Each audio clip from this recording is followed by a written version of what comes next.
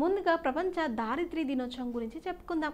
ప్రపంచ దారిద్ర్య దినోత్సవాన్ని ప్రతి సంవత్సరం ఏప్రిల్ 22న జరుపుకుంటాము.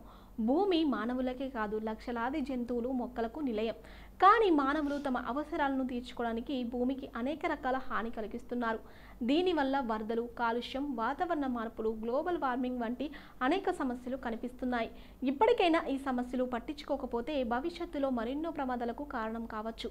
భూమి, ప్రకృతి యొక్క ప్రాముఖ్యత గురించి ప్రజలకు అవగాహన కల్పించే లక్ష్యంతో ప్రతి సంవత్సరం ఏప్రిల్ 22న ప్రపంచ ఎర్త్ డే జరుపుకుంటారు. ఎర్త్ డే ఎలా ప్రారంభమైంది? 1969లో యునెస్కో సదస్సులో శాంతి కార్యకర్త జాన్ మెక్ కానెల్ తొలిసారిగా ఎర్త్ డే జరుపుకునే ఆలోచనను ప్రతిపాదించారు.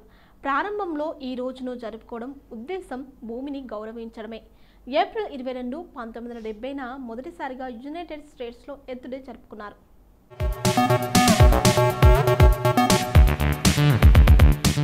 1990లో డెన్నిస్ హేస్ 141 దేశాలు పాల్గొన్న ఈ రోజును ప్రపంచవ్యాప్తంగా జరుపుకోవాలని ప్రతిపాదించారు. 2016 సంవత్సరంలో ఎర్త్ డే వాతావరణ పరిరక్షణకు అంకితం చేయబడింది. ప్రస్తుతం ఎర్త్ డే నెట్వర్క్ 190 దేశాల్లో 20,000 మంది భాగస్వాములు, సంస్థలకు కలిగి ఉంది. ప్రపంచ ఎర్త్ డే 2025 థీమ్ ప్రతి సంవత్సరం ప్రపంచ భూమి దినోత్సవాన్ని ఒక థీమ్తో జరుపుకుంటారు. 2024 సంవత్సరంలో దీని థీమ్ ప్లానెట్ వర్సెస్ ప్లాస్టిక్ అనేది సింగిల్ యూజ్ ప్లాస్టిక్ వాడకాన్ని అంతం చేయడం, దాని ప్రత్యామ్నాయాల కోసం అన్వేషణపై దృష్టి పెట్టడం. 2023 సంవత్సరం థీమ్ మన గ్రహంలో పెట్టుబడి పెట్టండి. ఎర్త్ డే జరుపుకోవడానికి కారణం ఎర్త్ డే రోజున కాలుష్యం వల్ల కలిగే ప్రమాదం, అటవీ నిర్మూలన వంటి పర్యావరణ సమస్యల గురించి చర్చించడానికి మిలియన్ల మంది ప్రజలు కలిసి వస్తారు. ఈ సందర్భంగా ప్రపంచవ్యాప్తంగా వివిధ కార్యక్రమాల సహాయంతో పర్యావరణం వల్ల కలిగే నష్టాలను ప్రజలకు తెలియజేస్తూ భూమిని కాపాడేందుకు చేస్తున్న ప్రయత్నాలపై అవగాహన కల్పించారు.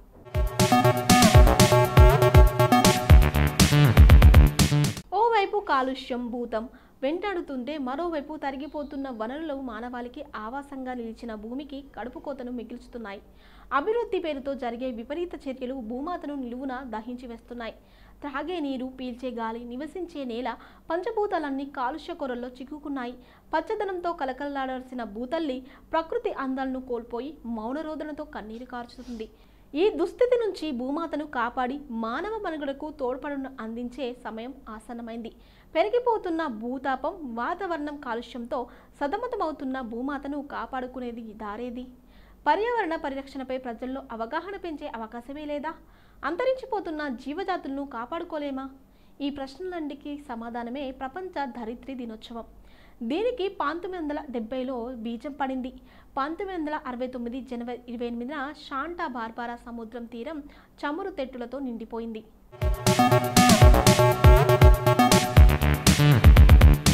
తీరమే ఆలంబనగా బతుకుతున్న వందలాది జీవజాతులు మృత్యువాత పడ్డాయి.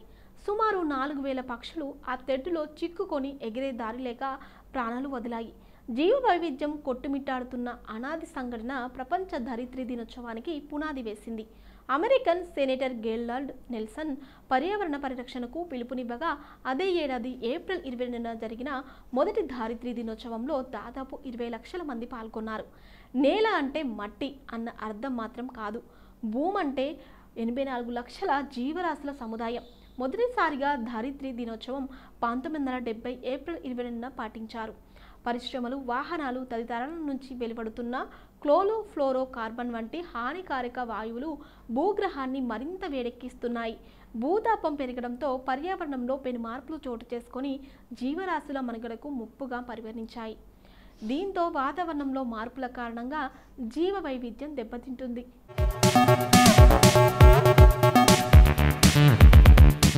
వృక్షాలను విచక్షణ రహితంగా కూల్చివేయడంతో అడవులు అంతరించిపోతున్నాయి. వర్షాలు లేక కరువు కాటకాలు సంభవిస్తున్నాయి. దీంతో జలవనరులు నానాటికి అంతరించి భూగర్భ జలాలు అడుగంటిపోతున్నాయి. అకాల వర్షాలు, విపరీతమైన వేడిమి కారణంగా గ్లోబల్ వార్మింగ్తో ఓజోన్ పొర దెబ్బతింటుంది. ధరిత్రి దినాన్ని 2009 నుంచి ఐక్యరాజ్య సమితి ఇంటర్నేషనల్ మదర్ ఎర్త్ డేగా మార్చింది. కొన్ని దేశాల్లో ధరిత్రి వారంను నిర్వహిస్తున్నారు. భూమితో మానవాళికి ఉన్న సంబంధాన్ని తెలియజేస్తూ పలు కార్యక్రమాలు ప్రచారంతో ధరిత్రిని వారమని జరుపుతున్నారు. మొత్తం 193 దేశాలు ఎర్త్ డేలో భాగమవుతున్నాయి.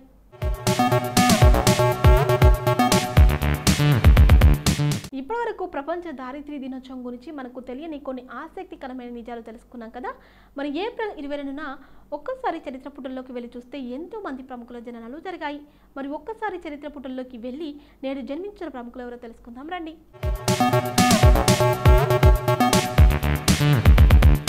చేతన్ భగత్ భారతదేశానికి చెందిన రచయిత, కాలమిస్ట్, స్క్రీన్ ప్లే రచయిత, టెలివిజన్ ప్రముఖులు, వక్త. ఆంగ్లంలో ఈయన రాసిన నవలలు యువతకు చాలా చేరువయ్యాయి. Chetan the Times of India, Dainik Bhaskar పత్రికల్లో యువత గురించి, కెరీర్ గురించి, సమకాలీన అంశాల గురించి కాలంలో రాస్తుంటారు. ఆయన రాసిన కొన్ని నవలలు 7 మిలియన్ల కాపీలు అమ్ముడుపోయాయి. 2008లో భారతీయ సాహిత్య చరిత్రలో అత్యంత ఎక్కువగా అమ్ముడుపోయిన ఆంగ్ల నవలల రచయితగా ది న్యూయార్క్ టైమ్స్ పత్రిక పేర్కొంది. కాయో పోచే, 2 స్టేట్స్ కిక్ సినిమాలకు ఆయన స్క్రీన్ ప్లే రాశారు. జనవరి 2014లో 59వ ఫిలింఫేర్ అవార్డులో కాయ్ పోచే సినిమాకు గాను Chetan Bhagat Filmfare best screen play award కూడా అందుకున్నాడు. పాకిస్తాన్లో ఒక పంజాబీ కుటుంబంలో ఏప్రిల్ 22, 1974న పుట్టారు. చేతన్ ఆయన తండ్రి ఆర్మీలో అధికారిగా పనిచేశారు. తల్లి వ్యవసాయ శాఖలో ప్రభుత్వ ఉద్యోగిని.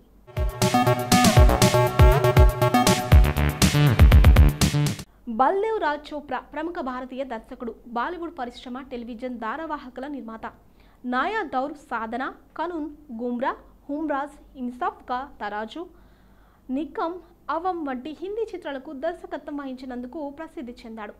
1988లో టెలివిజన్ సిరీస్ మహాభారత్ నిర్మాత. అతను 1988 సంవత్సరానికి సినీ రంగంలో భారతదేశం అత్యున్నత పురస్కారం దాదాసాహెబ్ ఫాల్కే అవార్డును, 2001లో భారతదేశపు 3వ అత్యున్నత పౌర పురస్కారం పద్మవిభూషణ్ను కూడా అందుకున్నాడు. అతని తమ్ముడు యశ్ చోప్రా, కొడుకు రవి చోప్రా, మేనరుడు ఆదిత్య చోప్రా కూడా బాలీవుడ్ పరిశ్రమలో దర్శకుడు. అతని మేనరుడు ఉదయ్ చోప్రా నటుడు, నిర్మాత కూడా. బిఆర్ చోప్రా 1914 ఏప్రిల్ 20న షాహిద్ భగత్ సింగ్ నగర్లో జిల్లాలోని రాహోన్లో జన్మించాడు.